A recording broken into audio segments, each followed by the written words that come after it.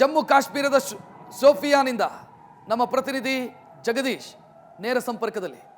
ಜಗದೀಶ್, ನಿನ್ನೆ ರಾತ್ರಿ ಹೊತ್ತು ಮಾತನಾಡಿದ್ದೆ ನಾನು ನಿಮ್ಮ ಜೊತೆಗೆ. ಪರಿಸ್ಥಿತಿ ಬೇರೆ ರೀತಿಯಲ್ಲಿತ್ತು, ಒಂಥರ ಕ್ರೂಷಿಯಲ್ ಸ್ಥಿತಿ ಇತ್ತು ಅಲ್ಲಿ. ಈಗ ಹೆಂಗಿದೆ? ಜಮ್ಮು ಕಾಶ್ಮೀರ ನಾರ್ಮಲ್ ಆಗ್ತಾ ಇದೆಯಾ? ರಕ್ಷತ್, ನಿನ್ನೆ ರಾತ್ರಿ ದೊಡ್ಡ ಮಟ್ಟದಲ್ಲಿ ಇಲ್ಲೇನಂದ್ರೆ ಬಹಳಷ್ಟು ಸ್ವಲ್ಪ ಆತಂಕದ ವಾತಾವರಣ ಇತ್ತು. ಈಗ ಆದ್ರೆ ಇವತ್ತು ಪೂರ್ತಿಯಾಗಿ ಅಂತಹ ಆತಂಕ ಯಾವುದೇ ಕಾರಣಕ್ಕೂ ಸಹಿತ ಇಲ್ಲ. ಎಲ್ಲವೂ ಸಹಿತ ಸಂಪೂರ್ಣವಾಗಿ ಏನಂತಂದ್ರೆ ಹತೋಟಿಗೆ ಬಂದಿದೆ. ನಿನ್ನೆ ರಾತ್ರಿ ನಡೆದಿರ್ತಕ್ಕಂತಹ ಪಾಕ್ ದಾಳಿಗೆ ಏನಂತಂದ್ರೆ ಭಾರತ ಪ್ರತ್ಯುತ್ತರವನ್ನು ಕೊಡುವಂತಹ ಕೆಲಸವನ್ನ ಮಾಡ್ತು. ಹಾಗಾಗಿ ಯಾವುದೇ ಕಾರಣಕ್ಕೂ ಸಹಿತ ಇಲ್ಲಿ ದೊಡ್ಡ ಮಟ್ಟಕ್ಕೇನೂ ಎಫೆಕ್ಟ್ ಆಗಿಲ್ಲ. ಮತ್ತೆ ಅದ್ರ ಜೊತೆಗೆ ಇವತ್ತು ಸಹಿತ ಭದ್ರತಾ ಕಾರಣಕ್ಕಾಗಿ ಅಂದ್ರೆ ಪೊಲೀಸರು ಸಹಿತ ಹೆಚ್ಚಿಗೆ ನಿಯೋಜನೆ ಮಾಡುವಂತಹ ಕೆಲಸವನ್ನ ಮಾಡಲಾಗಿದೆ. ಮಿಲಿಟರಿನ ಹೆಚ್ಚಿಗೆ ನಿಯೋಜನೆ ಮಾಡುವಂತಹ ಕೆಲಸವನ್ನ ಮಾಡಲಾಗಿದೆ. ಅದರ ಜೊತೆಗೆ ಸ್ವತಃ ಇಲ್ಲಿರುವಂತಹ ಸಿಎಂ ಆಗಿರ್ಬೋದು ಅಥವಾ ಇಲ್ಲಿರುವಂತಹ ಲೆಫ್ಟಿನೆಂಟ್ ಗವರ್ನರ್ ಮನೋಜ್ ಸಿನ್ಹಾ ಅವರು ಸಹಿತ ನಿನ್ನೆ ದಾಳಿ ಆಗಿರ್ತಕ್ಕಂತಹ ಮತ್ತೆ ದಾಳಿಗೆ ಪ್ರಯತ್ನ ಪಟ್ಟಿರ್ತಕ್ಕಂತಹ ಸ್ಥಳಗಳಿಗೆ ಹೋಗಿ ಭೇಟಿಯನ್ನ ಕೊಡ್ತಾ ಇದ್ದಾರೆ. ಭೇಟಿಯನ್ನ ಕೊಟ್ಟು ಸೈನಿಕರಿಗಾಗಿರ್ಬೋದು ಅಥವಾ ಪೊಲೀಸರಿಗಾಗಿರ್ಬೋದು ಅಥವಾ ಸ್ಥಳೀಯ ಆಡಳಿತ ಮಂಡಳಿಗಾಗಿರ್ಬೋದು ಅವರ ಜೊತೆ ಇಂಟರಾಕ್ಷನ್ ಮಾಡುವಂತಹ ಕೆಲಸವನ್ನ ಮಾಡ್ತಿದ್ದಾರೆ. ನಿನ್ನೆ ರಾತ್ರಿ ಭಾರತ ದಾಳಿಯನ್ನು ತಡೆದಿರುವಂತಹ ಕಾರಣಕ್ಕಾಗಿ ಅವ್ರಿಗೆ ಶಹಬಾಷ್ ಗಿರಿಯನ್ನು ಕೊಡುವಂತಹ ಕೆಲಸವನ್ನ ಮಾಡ್ತಿದ್ದಾರೆ. ಮತ್ತೆ ಅವರಿಗೆ ಮನೋಸ್ಥೈರ್ಯವನ್ನ ತುಂಬುವಂತಹ ಕೆಲಸವನ್ನ ಮಾಡ್ತಿದ್ದಾರೆ. ನಿನ್ನೆ ರಾತ್ರಿ ಅವರ ಸೈನಿಕರು ಮಾಡಿರ್ತಕ್ಕಂತಹ ಎದೆಗಾರಿಕೆ ಏನಿದೆಯಲ್ಲ, ಆದ್ರೆ ಅವರ ಪ್ರತಿ ಹಂತದಲ್ಲೂ ಸಹಿತ ದಾಳಿಯ ಸಂದರ್ಭದಲ್ಲಿ ಕೆಚ್ಚೆದೆಯ ರೀತಿಯಲ್ಲಿ ಹೋರಾಟವನ್ನ ಮಾಡಿರೋದು. ಅದ್ರ ಜೊತೆಗೆ ಅದರಲ್ಲೂ ಸ್ಪೆಷಲಿ LOC ಹತ್ರ ನಿರಂತರವಾದಂತಹ ಗುಂಡಿನ ಚಕಮಕಿ ಆಗ್ತಾ ಇತ್ತಲ್ಲ.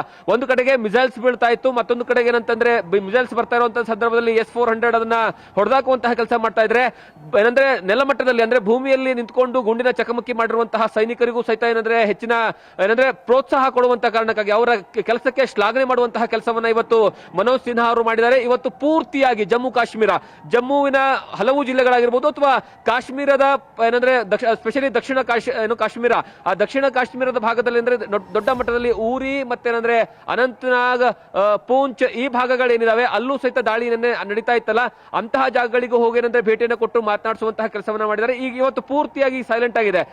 ಬೆಳಗ್ಗೆ ಸ್ವಲ್ಪ ಜನರಲ್ಲಿ ಆತಂಕದ ವಾತಾವರಣ ಇತ್ತು, ಆದ್ರೆ ಈಗ ಅಂತಹ ಆತಂಕ ಇಲ್ಲ. ಸಾಮಾನ್ಯವಾಗಿ ಜನರು ಹೇಗೆ ಎಷ್ಟು ದಿವಸಗಳ ಕಾಲ ಓಡಾಡ್ತಾ ಇದ್ರು, ಇಷ್ಟು ದಿವಸಗಳ ಕಾಲ ಹೊರಗಡೆ ಬರ್ತಾ ಇದ್ರು, ಇವಾಗಲೂ ಸಹಿತ ಬರ್ತಾ ಇದ್ದಾರೆ. ಮಧ್ಯಾಹ್ನ ಸ್ವಲ್ಪ ಹೈ ಅಲರ್ಟ್ ಅನ್ನ ಘೋಷಣೆ ಮಾಡಲಾಗಿತ್ತು, ಯಾಕಂದ್ರೆ ಯಾವುದಕ್ಕೂ ಸಹಿತ ಸೇಫರ್ ಸೈಡ್ ಜನರು ಹೊರಗಡೆ ಬರದೇ ಇರೋ ತರ ಇರಲಿ ಅನ್ನುವಂತಹ ಕಾರಣಕ್ಕಾಗಿ. ಆದ್ರೆ ಈಗ ಎಲ್ಲರೂ ಸಹಿತ ನಾರ್ಮಲ್ ಆಗಿದೆ. ಈಗ ಯಾವುದೇ ಕಾರಣಕ್ಕೂ ಸಹಿತ ಸೈರನ್ ಮೊಳಗ್ತಾ ಇಲ್ಲ.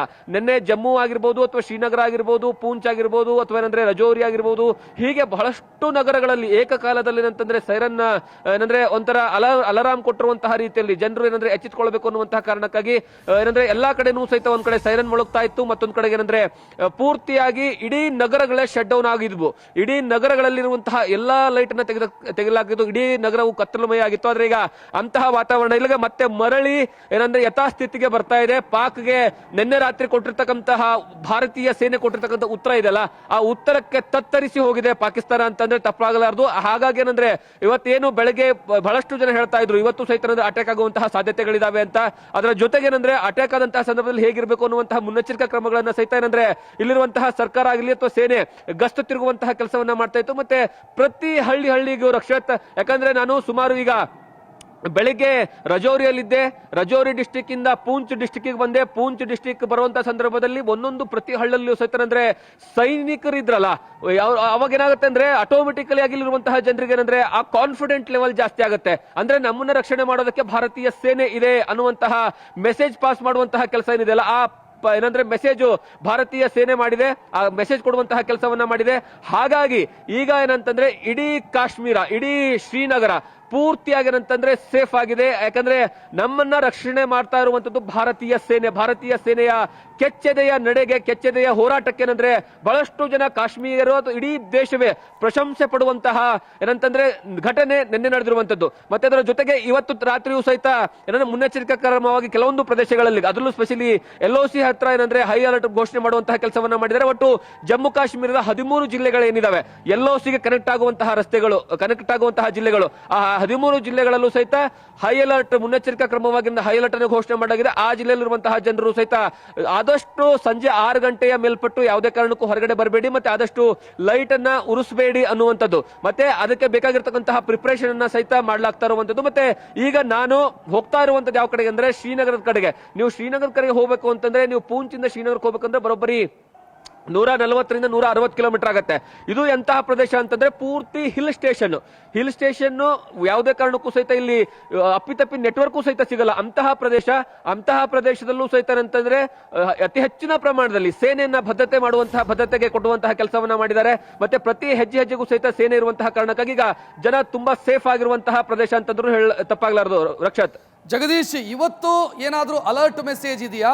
ನಾನು ಆಗ್ಲೇ ಹೇಳ್ತಿದ್ದೆ ಶುಕ್ರವಾರ ಅಂತಂದ್ರೆ ಧಾರ್ಮಿಕ ಕಾರಣಕ್ಕಾಗಿ ನಾವು ಆ ದಿನ ದಾಳಿ ಮಾಡಿದ್ರೆ ನಮಗೆ ಯಶಸ್ಸು ಸಿಗತ್ತೆ ಅಂತ ಆ ಧರ್ಮದ ಅಫೀಮನ್ನ ತಲೆಯಲ್ಲಿ ತುಂಬಿಕೊಂಡಿರುವಂತ ಪಾಕಿಸ್ತಾನ ಬಯಸಿದೆ.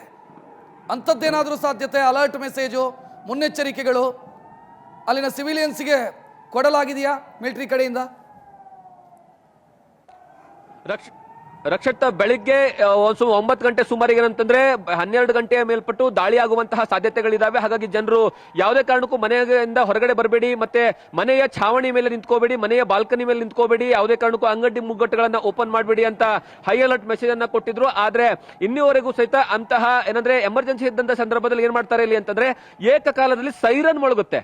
ಸೈರನ್ ಯಾವ ರೀತಿ ಅಂತಂದ್ರೆ ಪೊಲೀಸ್ ಡಿಪಾರ್ಟ್ಮೆಂಟ್ ಆಗಿರ್ಬೋದು, ಅಥವಾ ಪೊಲೀಸ್ ಠಾಣೆಗಳಾಗಿರ್ಬೋದು, ಅಥವಾ ಅಂದ್ರೆ ಇಲ್ಲಿರುವಂತಹ ಮುನ್ಸಿಪಲ್ ಕಾರ್ಪೊರೇಷನ್ಗಳಾಗಿರ್ಬೋದು, ಅಥವಾ ಅಂದ್ರೆ ಗ್ರಾಮ ಮಟ್ಟದಲ್ಲಿರುವಂತಹ ಸಂದರ್ಭದಲ್ಲಿ ಗ್ರಾಮ ಪಂಚಾಯಿತಿಗಳಲ್ಲಾಗಿರ್ಬೋದು, ಅದ್ರ ಜೊತೆಗೆ ಏನಂದ್ರೆ ಗಡಿ ಭಾಗದಲ್ಲಿ ಅದು LOC ಅಂತಹ ಪ್ರದೇಶಗಳಲ್ಲಿ ಅಂದ್ರೆ ಅಲ್ಲಿ ಸೈರನ್ಗಂತಾನೆ ವಿಶೇಷವಾದಂತಹ ವ್ಯವಸ್ಥೆಯನ್ನ ಮಾಡಲಾಗಿದೆ. ಆ ಪ್ರದೇಶಗಳಲ್ಲಿ ನಿರಂತರವಾಗಿ ಅಂದ್ರೆ ಸೈರನ್ ಬರ್ತಿತ್ತು. ಆದ್ರೆ ಇವತ್ತು ನಾವು ಯಾವುದೇ ಅಂತಹ ಸೈರನ್ ಅನ್ನ ಇನ್ನೂವರೆಗೂ ಸಹಿತ ಕೇಳಿಸ್ಕೊಂಡಿಲ್ಲ.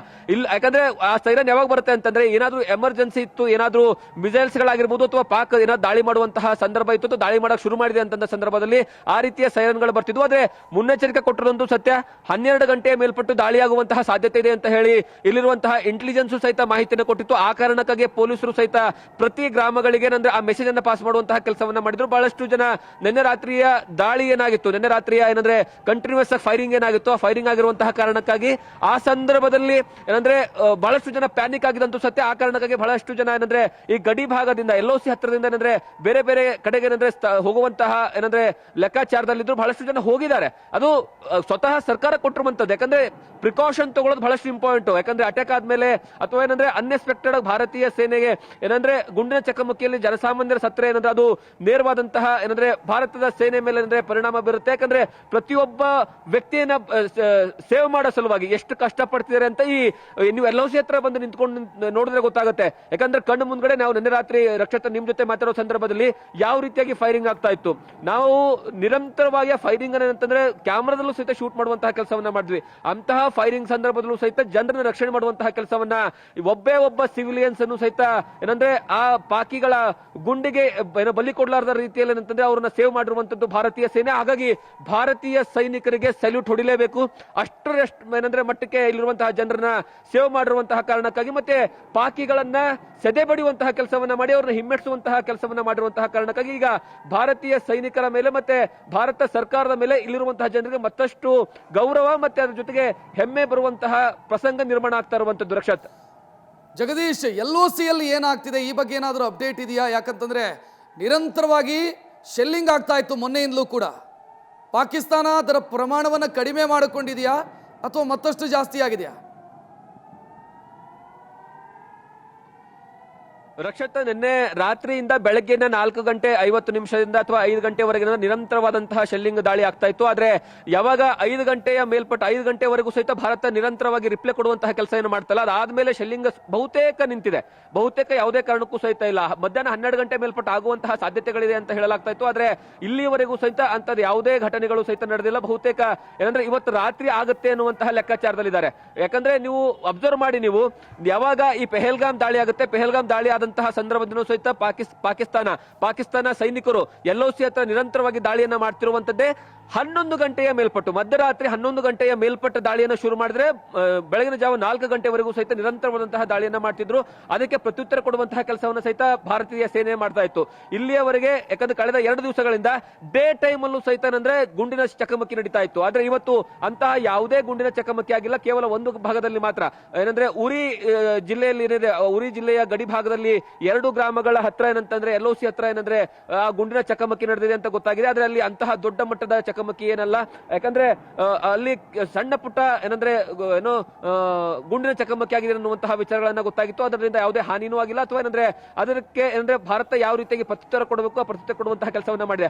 ಅದೊಂದು ಕಡೆಗೆ ಬಿಟ್ರೆ ಇಲ್ಲಿಯವರೆಗೆ ಎಲ್ಲೂ ಸಹಿತ LOC ಬಾರ್ಡರ್ ನಲ್ಲಿ ಯಾವುದೇ ಕಾರಣಕ್ಕೂ ಸಹಿತ ಗುಂಡಿನ ಚಕಮಕಿ ಆಗಿಲ್ಲ. ಆದ್ರೆ ಇವತ್ತು ರಾತ್ರಿಯೂ ಸಹಿತ ಹೈ ಅಲರ್ಟ್ ಅನ್ನ ಘೋಷಣೆ ಮಾಡಲಾಗಿದೆ. ಹೈ ಅಲರ್ಟ್ ಘೋಷಣೆ ಯಾಕೆ ಅಂತಂದ್ರೆ ಬಹುತೇಕ ಇವತ್ತು ರಾತ್ರಿ ಮತ್ತೆ ಏನಂದ್ರೆ ಪಾಕಿಗಳು ದಾಳಿ ಮಾಡುವಂತಹ ಅನುಮಾನಗಳನ್ನ ವ್ಯಕ್ತಪಡಿಸಲಾಗ್ತಾ ಇದೆ. ಮತ್ತೆ ಇಂಟೆಲಿಜೆನ್ಸ್ ಕೊಟ್ಟಿರ್ತಕ್ಕಂತಹ ಏನಂದ್ರೆ ಮಾಹಿತಿ ಆಧಾರದ ಮೇಲೆ ಏನಂದ್ರೆ ಅಲ್ಲಿ ಇವತ್ತು ರಾತ್ರಿ ದಾಳಿ ಆಗುವಂತಹ ಸಾಧ್ಯತೆ ಇದೆ ಅಂತ. ಆದ್ರೆ ಇಲ್ಲಿ ಈಗ ಬಹುತೇಕ ಇಲ್ಲಿರುವಂತಹ ಜನರ ಮನಸ್ಸಿಗೆ ಎಷ್ಟರ ಮಟ್ಟಿಗೆ ಚೇಂಜ್ ಆಗ್ಬಿಟ್ಟಿದೆ ಅಂದ್ರೆ, ಭಾರತ ನಿನ್ನೆ ರಾತ್ರಿ ಕೊಟ್ಟಿರ್ತಕ್ಕಂತಹ ಡೋಸ್ ಇದೆಯಲ್ಲ ಪಾಕಿಗಳಿಗೆ, ಅದು ಈ ವರ್ಷ ಈ ಒಂದು ಇವತ್ತಿನ ದಿನ ಯಾವುದೇ ಕಾರಣಕ್ಕೂ ಸಹಿತ ಅವರು ಶೆಲ್ಲಿಂಗ್ ಅಂದ್ರೆ ದಾಳಿಯನ್ನ ಮಾಡೋದಕ್ಕೆ ಭಯ ಪಡುವಂತಹ ವಾತಾವರಣ ಇದೆ. ಅವರು ಯಾವುದೇ ಕಾರಣಕ್ಕೂ ಮಾಡಲ್ಲ ಅನ್ನುವಂತಹ ಏನಂದ್ರೆ ಅನಿಸಿಕೆಗಳನ್ನ ಸ್ವತಃ ಇಲ್ಲಿರುವಂತಹ ಜನರೇ ವ್ಯಕ್ತಪಡಿಸ್ತಾ ಇರುವಂತದ್ದು. ರಕ್ಷತ್, ನ್ಯೂಸ್ ಫಸ್ಟ್ ನಿರ್ಭೀತಿಯಿಂದ ನಿಮ್ಮ ಪರವಾಗಿ.